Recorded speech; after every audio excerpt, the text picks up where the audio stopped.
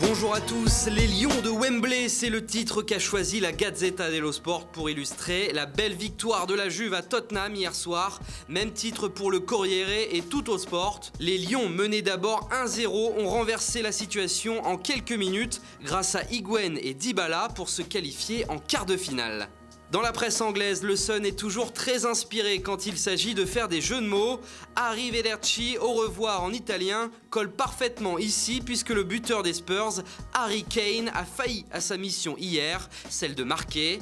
Et dans l'autre match de la soirée, Manchester City s'est incliné sur sa pelouse face à Bâle, mais grâce à l'avantage du match aller, les Citizens rejoignent la Juve au tour suivant. En Espagne, on fait aussi des jeux de mots avec les noms des joueurs. Silesen a régalé hier pendant la séance des tirs au but. Grâce à lui, le Barça a remporté la Supercoupe de Catalogne face à l'Espagnol Barcelone.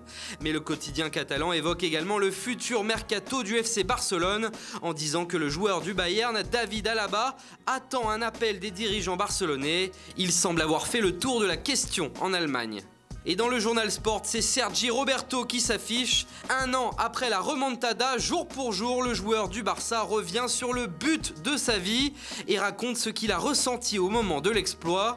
Je me souviens que j'ai frappé de l'extérieur du pied, c'était un moment unique, un jour spécial gravé dans la tête, a-t-il déclaré. C'est ce qui s'appelle remuer le couteau dans la plaie du PSG, surtout après l'élimination de mardi soir. Paris justement qui fait encore la une de l'équipe. Aujourd'hui, le quotidien sportif français évoque la piste Antonio Conte pour remplacer Unai Emery l'année prochaine.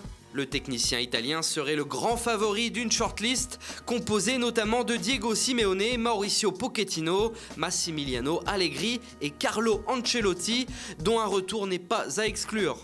Et enfin, ce soir, l'OM reçoit Bilbao pour les 8e de finale aller de la Ligue Europa. Le journal La Provence estime que l'OM doit profiter de ce match pour se relancer, dans la mesure où les Phocéens restent sur 4 matchs sans succès. Aussi, ce soir, l'OL va à Moscou pour affronter le CSKA.